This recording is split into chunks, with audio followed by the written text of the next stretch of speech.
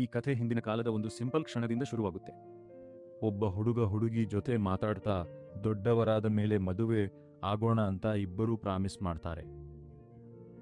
ತಾನು ಸೀರಿಯಸ್ ಆಗಿದ್ದೀನಿ ಅಂತ ತೋರಿಸೋಕೆ ಹುಡುಗ ಅವಳಿಗೆ ಕೀ ಪೆಂಡೆಂಟ್ ಇರೋ ನೆಕ್ಲೆಸ್ ಕೊಡ್ತಾನೆ. ತನ್ನ ಹತ್ರ ಆ ಕೀಯಿಂದ ಮಾತ್ರ ಓಪನ್ ಆಗೋ ಲಾಕ್ ಶೇಪ್ ಇರೋ ಲಾಕೆಟ್ ಇಟ್ಕೊಳ್ತಾನೆ. ಈಗಿನ ಕಾಲಕ್ಕೆ ಬಂದ್ರೆ ಆ ಹುಡುಗ ಇಚಿಜು ರಾಕು ಈಗ ಒಬ್ಬ ಹೈಸ್ಕೂಲ್ ಸ್ಟೂಡೆಂಟ್. ಆದ್ರೆ ಅವನ ಲೈಫ್ ಅಷ್ಟು ನಾರ್ಮಲ್ ಆಗಿಲ್ಲ. ರಾಕು ಶೂಯಗುಮಿ ಫ್ಯಾಕ್ಷನ್ನ ಒಂದು ಯಾಕುಜಾ ಫ್ಯಾಮಿಲಿಯಿಂದ ಬಂದವನು. ತನ್ನ ತಂದೆಯ ನಂತರ ಅವನೇ ಮುಂದಿನ ಲೀಡರ್ ಆಗಬೇಕು ಅನ್ನೋದು ಎಲ್ಲರ ನಿರೀಕ್ಷೆ. ಆದ್ರೆ ಪ್ರಾಬ್ಲಮ್ ಏನಂದ್ರೆ ರಾಕುಗೆ ಈ ವೈಲೆನ್ಸ್ ಅಂದ್ರೆ ಸ್ವಲ್ಪನೂ ಇಷ್ಟ ಇಲ್ಲ. ಮನಸ್ಸಿನ ಆಳದಲ್ಲಿ ಅವನು ತುಂಬಾ ಕೈಂಡ್ ಮತ್ತು ಜೆಂಟಲ್ ಹುಡುಗ. ಅವನಿಗೆ ಬರೀ ಒಂದು ಪೀಸ್ಫುಲ್ ಲೈಫ್ ಬೇಕು. ಒಂದು ದಿನ ಸ್ಕೂಲ್ಗೆ ಹೋಗೋ ದಾರಿಯಲ್ಲಿ ಒಂದು ಅನಿರೀಕ್ಷಿತ ಘಟನೆ ನಡೆಯುತ್ತೆ. ಎಲ್ಲಿಂದಲೋ ಬಂದ ಒಬ್ಬ ಬ್ಲ್ಯಾಂಡ್ ಹುಡುಗಿ ಸಡನ್ ಆಗಿ ಅವನಿಗೆ ಒದ್ದು ಹಾರಿಸಿಬಿಡ್ತಾಳೆ. ಖಂಡಿತವಾಗಿ ಇದು ತಕ್ಷಣವೇ ಅವರಿಬ್ಬರ ನಡುವೆ ದೊಡ್ಡ ಜಗಳಕ್ಕೆ ಕಾರಣ ಆಗುತ್ತೆ. ಈ ಹುಡುಗಿ ಕಿರಿಸಾಕಿ ಚಿಟೋಗೆ ಒಬ್ಬ ಟ್ರಾನ್ಸ್ಫರ್ ಸ್ಟೂಡೆಂಟ್ ಅಂತ ಮತ್ತು ಅವಳು ತನ್ನದೇ ಕ್ಲಾಸ್ಗೆ ಬಂದಿದ್ದಾಳೆ ಅಂತ ಗೊತ್ತಾದಾಗ ಪರಿಸ್ಥಿತಿ ಇನ್ನೂ ಕೆಡುತ್ತೆ. ಚಿಟೋಗೆ ನ್ಯೂಯಾರ್ಕ್ನಲ್ಲಿ ಬೆಳೆದವಳು. ಹಾಗಾಗಿ ಅವಳು ತುಂಬಾ ಔಟ್ಸ್ಪೋಕನ್ ಮತ್ತು ಟಾಂಬಾಯ್ ತರ ಆಡ್ತಾಳೆ. ಅವಳು ಅಚ್ಚರಿ ಪಡುವಷ್ಟು ಸ್ಟ್ರಾಂಗ್ ಕೂಡ ಹೌದು. ರಾಕುನ ಸುಲಭವಾಗಿ ಸೋಲಿಸುವಷ್ಟು ಶಕ್ತಿ ಅವಳಿಗೆ. ಇನ್ನೊಂದೆಡೆ ರಾಕು ತನ್ನ ಕ್ಲಾಸ್ಮೇಟ್ ಕೊಸಾಕಿ ವನೊಡೆರಾ ಅನ್ನೋ ಪೂರ್ತಿ ಬೇರೆ ಹುಡುಗಿಯನ್ನ ಇಷ್ಟಪಡ್ತಾ ಇರ್ತಾನೆ. ಅವಳು ತುಂಬಾ ಜೆಂಟಲ್, ಕೈಂಡ್ ಮತ್ತು ಚಿಟೋಗೆಗೆ ಪೂರ್ತಿ ಆಪೋಸಿಟ್. ಆದ್ರೂ ರಾಕುಗೆ ಅವಳ ಹತ್ರ ಪ್ರೀತಿ ಹೇಳಿಕೊಳ್ಳೋಕೆ ಆಗ್ತಿಲ್ಲ. ತನ್ನ ಬಾಲ್ಯದ ಆ ಹುಡುಗಿ ವನೊಡೆರಾ ಇರಬಹುದಾ ಅಂತ ಅವನಿಗೆ ಒಂದು ಕಡೆ ಮನಸ್ಸಿನಲ್ಲಿ ಅನ್ನಿಸ್ತಾ ಇರುತ್ತೆ. ಅವಳ ಹತ್ರನೇ ಅವನ ಲಾಕೆಟ್ನ ಕೀ ಇರಬಹುದು. ಅದೇ ರಾತ್ರಿ ರಾಕು ತನ್ನ ತಂದೆಯಿಂದ ಒಂದು ತುಂಬಾನೇ ಸೀರಿಯಸ್ ವಿಷಯ ತಿಳ್ಕೊಳ್ತಾನೆ. ಶೂಯಗುಮಿ ಈಗ ನ್ಯೂಯಾರ್ಕ್ನ ಬಿಹೈವ್ ಅನ್ನೋ ಒಂದು ಪವರ್ಫುಲ್ ಮಾಫಿಯಾ ಗ್ರೂಪ್ ಜೊತೆ ಜಗಳದಲ್ಲಿದೆ. ಪರಿಸ್ಥಿತಿ ಈಗಾಗಲೇ ತುಂಬಾ ಡೇಂಜರಸ್ ಆಗಿದೆ ಮತ್ತು ಅವನ ತಂದೆಯ ಕಡೆಯ ಎಷ್ಟೋ ಜನರಿಗೆ ಗಾಯಗಳಾಗಿದೆ.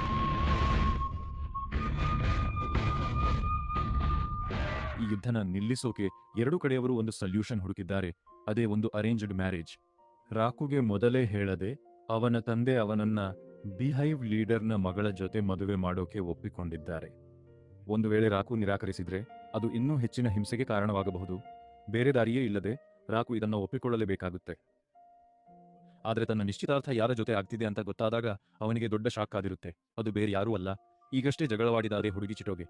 ಚಿಟೋಗೆ ಕೂಡ ಅಷ್ಟೇ ಆಶ್ಚರ್ಯ ಪಡ್ತಾಳೆ ಮತ್ತು ತಕ್ಷಣವೇ ಇದನ್ನೆಲ್ಲ ಕ್ಯಾನ್ಸಲ್ ಮಾಡೋಕೆ ಬಯಸ್ತಾರೆ. ಆದ್ರೆ ದುರಾದೃಷ್ಟವಶಾತ್ ಇಬ್ಬರ ತಂದೆಯಂದಿರು ಓದಿಲ್ಲ.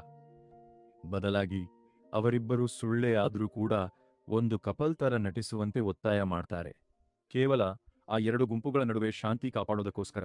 ಹಾಗಾಗಿ ಈಗ ರಾಕು ಮತ್ತು ಚಿಟೋಗೆ ತಾವು ಡೇಟಿಂಗ್ ಮಾಡ್ತಿದ್ದೀವಿ ಅಂತ ನಟಿಸೋದು ಸಹಿಸಿಕೊಳ್ಳೋಕೆ ಬೇರೆ ದಾರಿಯೇ ಇಲ್ಲ. ಪಬ್ಲಿಕ್ ನಲ್ಲಿ ಮಾತ್ರ ತುಂಬಾ ಪ್ರೀತಿಯಿಂದ ಇರೋ ತರ ನಟಿಸಬೇಕಾದಲ್ಲೂ ಇಬ್ಬರ ವ್ಯಕ್ತಿತ್ವಗಳು ಸಂಪೂರ್ಣವಾಗಿ ಬೇರೆ ಬೇರೆ ಆಗಿರೋದ್ರಿಂದ ವಿಷಯಗಳು ಇನ್ನು ಮುಜುಗರ ಉಂಟು ಮಾಡುತ್ತವೆ ಮತ್ತು ಹೀಗೆ ಅವರ ಈ ಸುಳ್ಳು ಸಂಬಂಧ ಶುರುವಾಗುತ್ತೆ. ಇದೇ ನಿಸೆಕೋಯ್, ಸುಳ್ಳು ಪ್ರೇಮ, ನಿಸೆಕೋಯ್. ವಿಷಯ ಇನ್ನೂ ಕೆಡೋಕೆ ಕಾರಣ ಅಂದ್ರೆ ಚಿಟೋಗೆಯ ಬಾಡಿಗಾರ್ಡ್ ಕ್ಲಾಡ್ಗೆ ಏನೋ ಸರಿಯಿಲ್ಲ ಅನ್ನೋ ಅನುಮಾನ ಶುರುವಾಗುತ್ತೆ. ಅವನು ಅವರನ್ನ ತುಂಬಾ ಹತ್ತಿರದಿಂದ ಗಮನಿಸ್ತಾ ಇರ್ತಾನೆ. ಅದರಲ್ಲೂ ಅವರ ಡೇಟ್ಗಳ ಸಮಯದಲ್ಲಿ ಅವರ ಮುಜುಗರದ ನಡವಳಿಕೆಯಿಂದ ಏನೋ ಸರಿಯಿಲ್ಲ ಅನ್ನೋದು ಸ್ಪಷ್ಟವಾಗಿ ಗೊತ್ತಾಗ್ತಿರುತ್ತೆ. ರಾಕು ಮತ್ತು ಚಿಟೋಗೆ ಕಪಲ್ ಅನ್ನೋ ನ್ಯೂಸ್ ಬೇಗನೆ ಇಡೀ ಸ್ಕೂಲ್ ತುಂಬಾ ಹಬ್ಬಿಬಿಡುತ್ತೆ.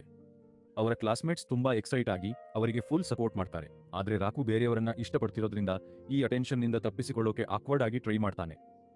ಅದೇ ಟೈಮ್ನಲ್ಲಿ ವನೊಡೆರಾ ಮೊದಲಿಂದಲೂ ರಾಕುನ ಗುಟ್ಟಾಗಿ ಪ್ರೀತಿಸ್ತಿರೋದ್ರಿಂದ ಅವಳು ಸುಮ್ಮನೆ ಬೇಸರ ಮಾಡ್ಕೊಳ್ತಾಳೆ.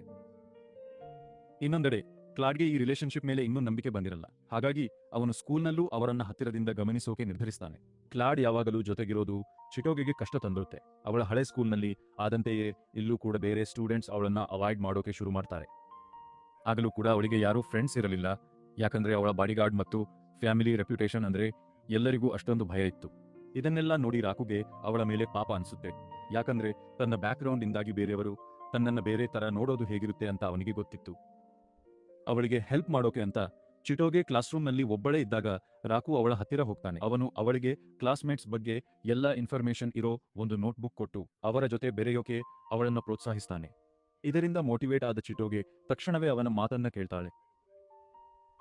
ಆದ್ರೆ ಒಬ್ಬ ಸ್ಟೂಡೆಂಟ್ ಅವಳ ನೋಟ್ಸ್ ನೋಡಿ ಅವಳು ಕೆಟ್ಟ ಉದ್ದೇಶದಿಂದಲೇ ಬರೆದಿದ್ದಾಳೆ ಅಂತ ತಪ್ಪಾಗಿ ಅರ್ಥ ಮಾಡಿಕೊಂಡಾಗ ವಿಷಯ ವಿಚಿತ್ರ ತಿರುವು ತಗೊಳ್ಳುತ್ತೆ.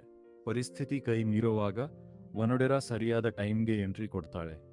ಚಿಟೋಗೆ ಎಲ್ಲರ ಜೊತೆ ಫ್ರೆಂಡ್ಶಿಪ್ ಮಾಡೋಕೆ, ಅವರ ಬಗ್ಗೆ ಹೆಚ್ಚು ತಿಳ್ಕೊಳ್ಳೋಕೆ ಟ್ರೈ ಮಾಡ್ತಿದ್ದಾಳೆ ಅನ್ನೋದು ಅವಳಿಗೆ ಅರ್ಥ ಆಗುತ್ತೆ. ಆಮೇಲೆ ಒನೊಡೆರಾ ಎಲ್ಲವನ್ನೂ ಸರಿಪಡಿಸಿ ಚಿಟೋಗೆ ತನ್ನ ಬಗ್ಗೆ ಇನ್ನು ಹೆಚ್ಚು ಓಪನ್ ಆಗಿ ಮಾತಾಡೋಕೆ ಹೆಲ್ಪ್ ಮಾಡ್ತಾಳೆ.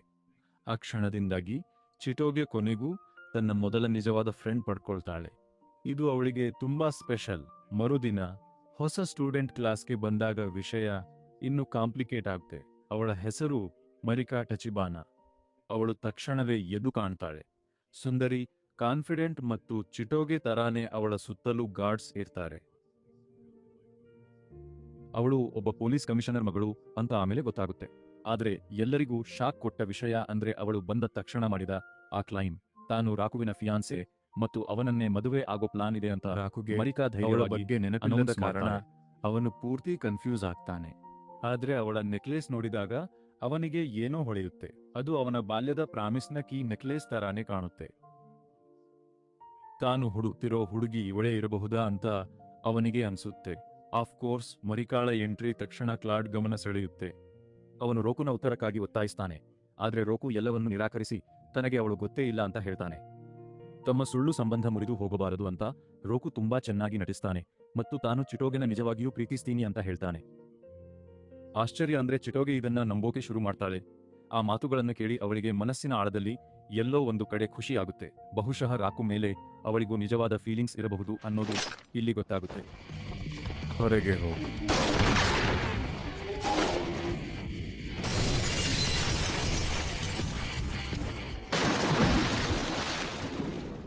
ಆಮೇಲೆ ರೋಕು ಮತ್ತು ಚಿಟೋಗೆ ನಿಧಾನವಾಗಿ ಒಬ್ಬರನ್ನೊಬ್ಬರು ಅರ್ಥ ಮಾಡ್ಕೊಳ್ಳೋಕೆ ಶುರು ಮಾಡ್ತಾರೆ. ಅವರ ನಡುವಿನ ಜಗಳ ಕಡಿಮೆ ಆಗುತ್ತೆ ಮತ್ತು ಅವರಿಬ್ಬರು ಒಬ್ಬರ ಜೊತೆ ಒಬ್ಬರು ಕಂಫರ್ಟಬಲ್ ಆಗಿ ಇರೋಕೆ ಶುರು ಮಾಡ್ತಾರೆ. ತಾನು ಚಿಕ್ಕವನಿರುವಾಗ ಮಾಡಿದ ಪ್ರಾಮಿಸ್ ಬಗ್ಗೆ ಹೇಳ್ತಾನೆ. ತನ್ನ ಲಾಕೆಟ್ಗೆ ಸಂಬಂಧಪಟ್ಟ ಆ ಹುಡುಗಿನ ಹುಡುಕಿ ಆ ಪ್ರಾಮಿಸ್ ಉಳಿಸಿಕೊಳ್ಳೋ ಪ್ಲಾನ್ ಬಗ್ಗೆ ಅವನು ಎಕ್ಸ್ಪ್ಲೇನ್ ಮಾಡ್ತಾನೆ. ಚಿಟೋಗೆ ಇದನ್ನ ಕೇಳ್ತಾಳೆ, ಆದ್ರೆ ಇದರ ಬಗ್ಗೆ ಅಷ್ಟಾಗಿ ತಲೆ ಕೆಡಿಸಿಕೊಳ್ಳಲ್ಲ. ಯಾಕಂದ್ರೆ ಅವಳಿಗೆ ಅವನ ಜೊತೆ ಎಂಗೇಜ್ಮೆಂಟ್ ಆಗಿದ್ರು ಕೂಡ ಮದುವೆ ಬಗ್ಗೆ ಅವಳು ಇನ್ನೂ ಯೋಚನೆ ಮಾಡಿರಲ್ಲ. ಒಂದು ದಿನ ರಾಕು, ಚಿಟೋಗೆ ಮತ್ತು ಒನೊಡೆರಾ ಮೂವರು ಸೇರಿ ರಾಕು ಮನೆಯಲ್ಲಿ ಗ್ರೂಪ್ ಸ್ಟಡಿ ಮಾಡೋಣ ಅಂತ ಡಿಸೈಡ್ ಮಾಡ್ತಾರೆ. ಆದ್ರೆ ನಾರ್ಮಲ್ ಸ್ಟಡಿ ಡೇ ಬದಲಿಗೆ ಅಲ್ಲಿ ಎಲ್ಲವೂ ಕೇಯಾಸ್ ಆಗಿಬಿಡುತ್ತೆ. ಚಿಟೋಗೆ ತನ್ನ ಬಿಹೇವ್ ಗ್ಯಾಂಗ್ ಮೆಂಬರ್ಸ್ ಜೊತೆ ಅಲ್ಲಿಗೆ ಬರ್ತಾಳೆ. ಅವರೆಲ್ಲ ಫಾರ್ಮಲ್ ಸೂಟ್ಸ್ ಹಾಕೊಂಡಿರ್ತಾರೆ.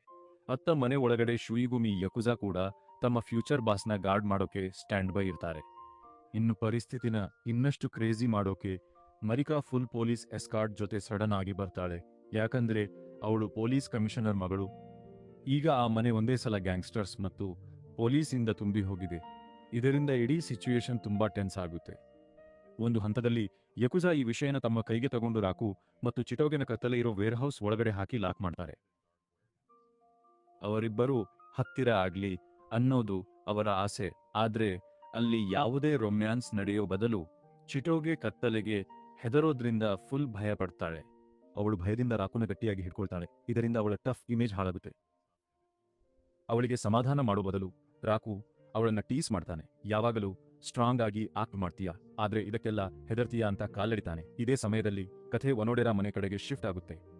ಅಲ್ಲಿ ಒಂದು ದೊಡ್ಡ ಸೀಕ್ರೆಟ್ ರಿವೀಲ್ ಆಗುತ್ತೆ. ರಾಕುನ ಬಾಲ್ಯದ ಪ್ರಾಮಿಸ್ ಮಾಡಿದ ಹುಡುಗಿ ಬೇರೆ ಯಾರೂ ಅಲ್ಲ, ಅವಳೇ. ಅವನ ಲಾಕೆಟ್ಗೆ ಮ್ಯಾಚ್ ಆಗೋ ಕೀ ಅವಳ ಹತ್ರನೇ ಇರುತ್ತೆ. ಅವಳು ಆ ಕೀನ ಇಷ್ಟು ದಿನ ಸೇಫ್ ಆಗಿ ಇಟ್ಕೊಂಡಿದ್ಲು, ಆದ್ರೆ ರಾಕುಗೆ ಸತ್ಯ ಹೇಳಿರಲಿಲ್ಲ. ಬದಲಿಗೆ ಅವಳು ಅವನಿಗೆ ತನ್ನ ಬಗ್ಗೆ ನೆನಪಿಸೋಕೆ ಸಟಲ್ ವೇಸ್ನಲ್ಲಿ ಟ್ರೈ ಮಾಡ್ತಿದ್ದಾಳೆ. ಅವಳ ಐಡಿಯಾಸ್ನಲ್ಲಿ ಒಂದು ಅಂದ್ರೆ ಸ್ಕೂಲ್ ಫೆಸ್ಟಿವಲ್ಗೆ Romeo and Juliet story suggest childhood ಪ್ರಾಮಿಸ್ನ ಭಾಗ ಆಗಿರೋದ್ರಿಂದ ಆ ಐಡಿಯಾ ತಕ್ಷಣ ಅಪ್ರೂವ್ ಆಗುತ್ತೆ ಮತ್ತು ರಾಕುನ ರೋಮಿಯೋ ಪಾತ್ರಕ್ಕೆ ಆಯ್ಕೆ ಮಾಡ್ತಾರೆ. ಆದರೆ ಅವಳಿಗೆ ನಿರಾಸೆ ಆಗೋ ವಿಷಯ ಅಂದ್ರೆ ಜೂಲಿಯಟ್ ಪಾತ್ರ ಅವಳ ಬದಲು ಚಿಟೋಗೆಗೆ ಸಿಗುತ್ತೆ. ನೋವಾಗಿದ್ರೂ ಕೂಡ ಒನೊಡೆರಾ ಅವರಿಬ್ಬರಿಗೂ ಸಪೋರ್ಟ್ ಮಾಡ್ತಾ ಎಲ್ಲವೂ ಚೆನ್ನಾಗಿ ನಡೀಲಿ ಅಂತ ಬಯಸ್ತಾರೆ. ಆ ಗ್ರೂಪ್ ಪ್ರಾಕ್ಟೀಸ್ ಮಾಡೋಕೆ ಒಂದು ಮೌಂಟೇನ್ ವಿಲ್ಲಾಗೆ ಹೋಗುತ್ತೆ ಮತ್ತು ರಿಹರ್ಸಲ್ ಆದ್ಮೇಲೆ ಅವರೆಲ್ಲ ರಾತ್ರಿ ಒಂದು ಹಾಂಟೆಡ್ ಹೌಸ್ ಸ್ಟೈಲ್ ಗೇಮ್ನಲ್ಲಿ ಜಾಯ್ನ್ ಆಗ್ತಾರೆ. ಒನೊಡೆರಾ ಇದನ್ನ ರಾಕು ಹತ್ತಿರ ಆಗೋಕೆ ಒಂದು ಚಾನ್ಸ್ ಅಂತ ಅನ್ಕೊಳ್ತಾಳೆ. ಯಾಕಂದ್ರೆ ಅವರಿಬ್ಬರು ಪೇರ್ ಆಗಿರ್ತಾರೆ. ಆದ್ರೆ ಚಿಟೋಗೆ ಕಾಣ್ತಿಲ್ಲ ಅಂತ ಗೊತ್ತಾದಾಗ ವಿಷಯ ಸಡನ್ ಆಗಿ ಚೇಂಜ್ ಆಗುತ್ತೆ. ಅವಳು ಕಾಡಿನ ಕಡೆ ಹೋಗಿರ್ತಾಳೆ ಮತ್ತು ಎಲ್ಲಿಯೂ ಸಿಗೋದಿಲ್ಲ. ಅವಳಿಗೆ ಕತ್ತಲೆ ಅಂದ್ರೆ ಎಷ್ಟು ಭಯ ಅಂತ ಗೊತ್ತಿರೋ ರಾಕು ತಕ್ಷಣ ಗಾಬರಿ ಆಗ್ತಾನೆ ಮತ್ತು ಅವಳನ್ನ ಹುಡುಕೋದಕ್ಕೆ ಕಾಡಿನ ಕಡೆ ಓಡ್ತಾನೆ. ಕೊನೆಗೆ ಅವಳು ಒಬ್ಬಳೇ ಭಯದಿಂದ ನಡುಗುತ್ತಾ ಇರೋದನ್ನ ಅವನು ನೋಡ್ತಾನೆ.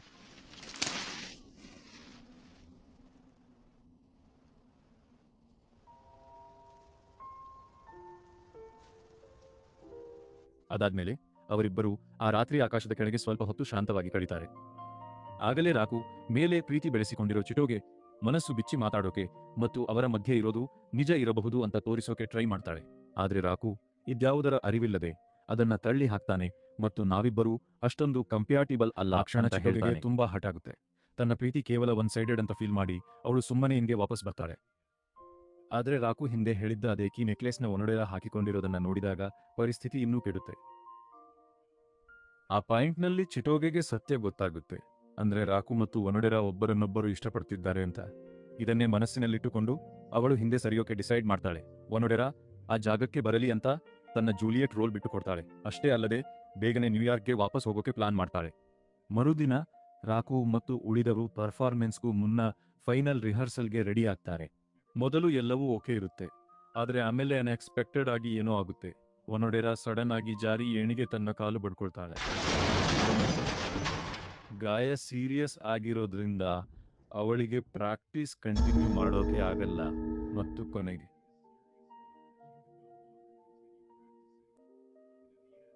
ಅವಳಿಗೆ ಸರಿಯಾಗಿ ನಡೆಯೋಕೆ ಕಷ್ಟ ಆಗ್ತಿರೋದ್ರಿಂದ ಅವಳು ಪ್ಲೇನಿಂದ ಹಿಂದೆ ಸರಿಯಬೇಕಾಗುತ್ತೆ. ಪರ್ಫಾರ್ಮೆನ್ಸ್ ಡೇ ಹತ್ತಿರ ಇರೋದ್ರಿಂದ ರಿಪ್ಲೇಸ್ಮೆಂಟ್ ಹುಡುಕೋಕೆ ಟೈಮ್ ಇರೋದಿಲ್ಲ. ಹಾಗಾಗಿ ಒನೊಡೆರಾ ಮತ್ತೆ ಜೂಲಿಯಟ್ ರೋಲ್ ತಗೋ ಅಂತ ಚಿಟೋಗೆಗೆ ಕೇಳ್ತಾಳೆ. ಪರಿಸ್ಥಿತಿ ಕಾಂಪ್ಲಿಕೇಟೆಡ್ ಆಗಿದ್ರೂ ಕೂಡ ಚಿಟೋಗೆ ಒಪ್ಪಿಕೊಂಡು ಸ್ಟೇಜ್ಗೆ ವಾಪಸ್ ಬರ್ತಾಳೆ. Romeo and Juliet. ಕೊನೆಗೂ ಆ ಪರ್ಫಾರ್ಮೆನ್ಸ್ ಮಾಡುವ ದಿನ ಬಂದೇ ಬಿಡ್ತು. ವೆನ್ಯೂ ಪೂರ್ತಿ ಜನ ತುಂಬಿದ್ರು. ಬರೀ ಸ್ಟೂಡೆಂಟ್ಸ್ ಅಷ್ಟೇ ಅಲ್ಲ, ಶೂಗುಮಿ ಯಕುಜಾ ಮತ್ತು ಬಿಹೇವ್ ಗ್ಯಾಂಗ್ನ ಮೆಂಬರ್ಸ್ ಕೂಡ ಬಂದಿದ್ರು. ಎರಡೂ ಗ್ರೂಪ್ಸ್ ನಾಟಕ ನೋಡೋಕೆ ಫುಲ್ ಫೋರ್ಸ್ನಲ್ಲಿ ಬಂದಿದ್ರು. ರೋಕು ಮತ್ತು ಚಿಟೋಗೆ ಸ್ವಲ್ಪ ನರ್ವಸ್ ಆಗಿದ್ರು. ಪರ್ಫೆಕ್ಟ್ ಆಗಿ ಪರ್ಫಾರ್ಮ್ ಮಾಡೋಕೆ ಟ್ರೈ ಮಾಡ್ತಿದ್ರು. ಮೊದಲು ಎಲ್ಲವೂ ಸ್ಮೂತ್ ಆಗಿ ನಡೀತು. ಆದ್ರೆ ಆಮೇಲೆ ವಿಷಯಗಳು ಬದಲಾಗೋಕೆ ಶುರುವಾಯಿತು. ಚಿಟೋಗೆ ತನ್ನ ರಿಯಲ್ ಎಮೋಷನ್ಸ್ನ ಆಕ್ಟಿಂಗ್ನಲ್ಲಿ ತೋರಿಸೋಕೆ ಶುರು ಮಾಡಿದ್ಲು. ಇದರಿಂದ ಅವಳ ಜೂಲಿಯಟ್ ಕ್ಯಾರೆಕ್ಟರ್ ಒರಿಜಿನಲ್ ಕ್ಯಾರೆಕ್ಟರ್ಗಿಂತ ಪೂರ್ತಿ ಡಿಫರೆಂಟ್ ಆಗಿ ಕಾಣಿಸ್ತು. ಅದೇ ಟೈಮ್ನಲ್ಲಿ ರೋಕು ಕೂಡ ತನ್ನ ಫೀಲಿಂಗ್ಸ್ನ ಸಣ್ಣದಾಗಿ ಎಕ್ಸ್ಪ್ರೆಸ್ ಮಾಡೋಕೆ ಸ್ಟಾರ್ಟ್ ಮಾಡಿದ. ಹಾಗಾಗಿ ಆ ಸೀನ್ ಆಕ್ಟಿಂಗ್ ಅನ್ನೋದಕ್ಕಿಂತ ಹೆಚ್ಚಾಗಿ ಒಂದು ರಿಯಲ್ ಆರ್ಗ್ಯುಮೆಂಟ್ ತರ ಅನಿಸ್ತು. ಆದ್ರೆ ಆಡಿಯನ್ಸ್ ಇದೆಲ್ಲ ಪರ್ಫಾರ್ಮೆನ್ಸ್ನ ಭಾಗ ಅಂತ ಅನ್ಕೊಂಡು ಜೋರಾಗಿ ಚಪ್ಪಾಳೆ ತಟ್ಟಿದ್ರು. ಅವರ ಇನ್ಕ್ರೆಡಿಬಲ್ ಆಕ್ಟಿಂಗ್ ನೋಡಿ ಎಲ್ಲರಿಗೂ ಖುಷಿ ಆಯ್ತು. ತಾವು ಏನ್ ಮಾಡ್ತಿದೀವಿ ಅಂತ ರಿಯಲೈಸ್ ಆದ್ಮೇಲೆ ರೋಕು ಮತ್ತು ಚಿಟೋಗೆ ಬೇಗನೆ ಸ್ಕ್ರಿಪ್ಟ್ಗೆ ವಾಪಸ್ ಬಂದು ಪ್ಲಾನ್ ಮಾಡಿದ ಹಾಗೆ ಸೀನ್ ಮುಗಿಸಿದ್ರು. ಇನ್ನೊಂದೆಡೆ ಸ್ಟೇಜ್ ಹಿಂದೆ ನಿಂತು ಒನೊಡೆರಾ ಇದೆಲ್ಲವನ್ನೂ ಗಮನಿಸ್ತಾ ಇದ್ಲು.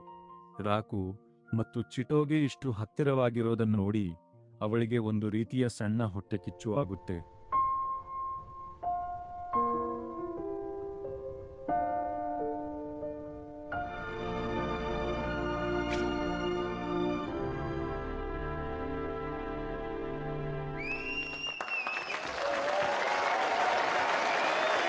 ಪ್ಲೇ ಮುಗಿದ ಮೇಲೆ ಚಿಟೋಗೆ ಬಂದು ರಾಕು ಹತ್ತಿರ ಒನೊಡೆರಾನ ಸ್ಕೂಲ್ ರೂಫ್ಟಾಪ್ ಮೇಲೆ ಮೀಟ್ ಮಾಡೋಕೆ ಹೇಳ್ತಾಳೆ. ಅದೇ ಟೈಮ್ನಲ್ಲಿ ಅವಳು ಒಂದೇ ರಾತ್ರಿ ನ್ಯೂಯಾರ್ಕ್ಗೆ ಹೋಗೋಕೆ ರೆಡಿ ಆಗ್ತಾಳೆ.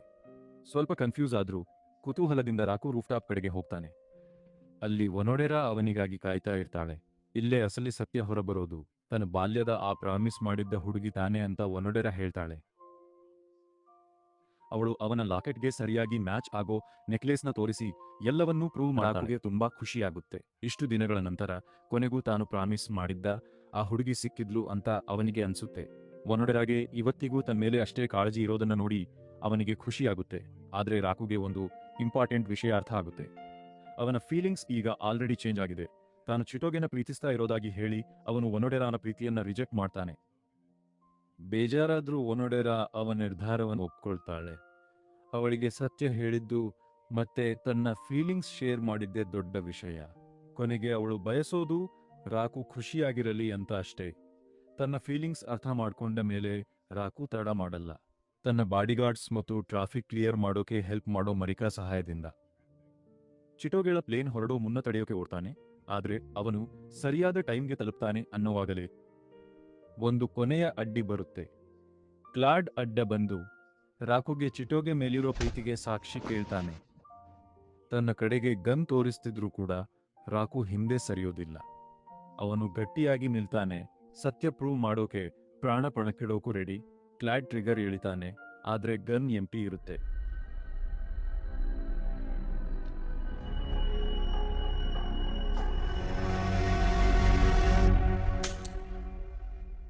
ಆ ಕ್ಷಣದಲ್ಲಿ ರಾಕು ಸತ್ಯ ಹೇಳ್ತಿದ್ದಾನೆ ಅಂತ ಅವನಿಗೆ ಅರ್ಥ ಆಗುತ್ತೆ. ರಾಕುನ ಛಲ ನೋಡಿ ಕ್ಲಾಡ್ ದಾರಿ ಬಿಡ್ತಾನೆ. ಈ ಕಡೆ ಚಿಟೋಗೆ ಆಗಲೇ ತನ್ನ ತಂದೆಯ ಪ್ರೈವೇಟ್ ಜೆಟ್ ಹತ್ತಿ ಹೊರಡೋಕೆ ರೆಡಿ ಇರ್ತಾಳೆ.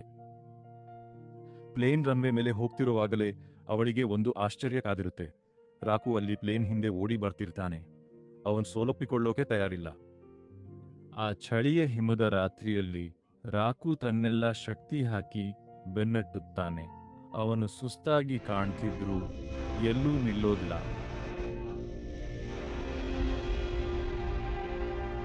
ಚಿಟೋಗೆ ಕೊನೆಗೆ ಪ್ಲೇನ್ ನಿರುತ್ತೆ. ಚಿಟೋಗೆ ಹೊರಗೆ ಬರ್ತಾಳೆ. ಮೊದಲು ಅವಳು ಅವನ ರೋಮಿಯೋ ಕಾಸ್ಟ್ಯೂಮ್ ನೋಡಿ ತಮಾಷೆ ಮಾಡಬೇಕು ಅನ್ಕೊಳ್ತಾಳೆ. ಆದರೆ ಹತ್ತಿರದಿಂದ ನೋಡಿದಾಗ ಅವನು ಎಷ್ಟು ಸುಸ್ತಾಗಿದ್ದಾನೆ ಅನ್ನೋದನ್ನ ಅವಳು ಗಮನಿಸ್ತಾಳೆ. ಜೊತೆಗೆ ಅವನ ಮುಖದ ಮೇಲಿರೋ ಗಾಯಕ್ಕೆ ಬರೋಕೆ ಅವನು ಎಷ್ಟೊಂದು ಕಷ್ಟಪಟ್ಟಿದ್ದಾನೆ ಅನ್ನೋದು ಗೊತ್ತಾಗುತ್ತೆ. ಚಿಟೋಗೆ ಅವನನ್ನ ದೂರ ಮಾಡೋಕೆ ಟ್ರೈ ಮಾಡ್ತಾಳೆ. ತಾನು ಅವನು ಹುಡುಕ್ತಾ ಇದ್ದ ಹುಡುಗಿ ಅಲ್ಲ ಅಂತ ನೆನಪಿಸ್ತಾಳೆ. ರಾಕು ಅದನ್ನ ಒಪ್ಕೊಳ್ತಾನೆ. ಆದರೆ ಆಮೇಲೆ ಅವನಿಗೆ ಅದಕ್ಕಿಂತ ಮುಖ್ಯವಾದ ವಿಷಯ ಅರ್ಥ ಆಗುತ್ತೆ. ರಾಕುಗೆ ಈಗ ಆ ಪ್ರಾಮಿಸ್ ಮುಖ್ಯ ಅಲ್ಲ, ಅವನಿಗೆ ಈಗ ಏನು ಅನ್ನಿಸ್ತಿದೆ ಅನ್ನೋದಷ್ಟೇ ಮ್ಯಾಟರ್ ಆಗುತ್ತೆ. ಮತ್ತೆ ನಿಜ ಹೇಳ್ಬೇಕಂದ್ರೆ ಅವನು ಚಿಟೋಗೆ ಜೊತೆ ಇದ್ದಾಗ ಮಾತ್ರ ತುಂಬಾ ಹ್ಯಾಪಿ ಆಗಿರ್ತಾನೆ. ಫೈನಲಿ ರಾಕು ತನ್ನ ಫೀಲಿಂಗ್ಸ್ನ ಕನ್ಫೆಸ್ ಮಾಡ್ತಾನೆ. ಚಿಟೋಗೆ ತನ್ನ ಯೂಶುವಲ್ ಸ್ಟೈಲ್ನಲ್ಲೇ ರಿಯಾಕ್ಟ್ ಮಾಡ್ತಾಳೆ. ಸ್ವಲ್ಪ ಅಸಮಾಧಾನ ತೋರಿಸ್ತಾ ಅವನ ಟೀಸ್ ಮಾಡ್ತಾಳೆ. ಆದ್ರೆ ಅವಳಿಗೂ ಸೇಮ್ ಫೀಲಿಂಗ್ಸ್ ಇದೆ ಅನ್ನೋದು ಕ್ಲಿಯರ್ ಆಗಿ ಗೊತ್ತಾಗುತ್ತೆ. ಅವರಿಬ್ಬರು ಜೊತೆಯಾಗಿ ಒಂದು ವಾರ್ಮ್ ಮೂಮೆಂಟ್ ಶೇರ್ ಮಾಡೋದೊಂದಿಗೆ ಈ ಸ್ಟೋರಿ ಮುಗಿಯುತ್ತೆ. ಸೊ ಈ ಸ್ಟೋರಿಯ ಮಾರಲ್ ಏನಂದ್ರೆ, ಚೈಲ್ಡ್ಹುಡ್ ಮ್ಯಾರೇಜ್ ಪ್ರಾಮಿಸ್ನ ಯಾವತ್ತೂ ಮಾಡಬೇಡಿ. ಒಂದು ವೇಳೆ ನೀವು ಮೂರು ಬೇರೆ ಬೇರೆ ಲವ್ ಟ್ರಯಾಂಗಲ್ಸ್ನ ಅನ್ಲಾಕ್ ಮಾಡೋಕೆ, ಗ್ಯಾಂಗ್ ವಾರ್ಸ್ ಮಾಡೋಕೆ ಮತ್ತೆ ರೋಮಿಯೋ ಕಾಸ್ಟ್ಯೂಮ್ ಹಾಕೊಂಡು ಪ್ಲೇನ್ ಹಿಂದೆ ಓಡೋಕೆ ರೆಡಿ ಇದ್ರೆ ಮಾತ್ರ ಮಾಡಿ. ಯಾಕಂದ್ರೆ ಕೊನೆಗೆ ನಿಮಗೆ ಆ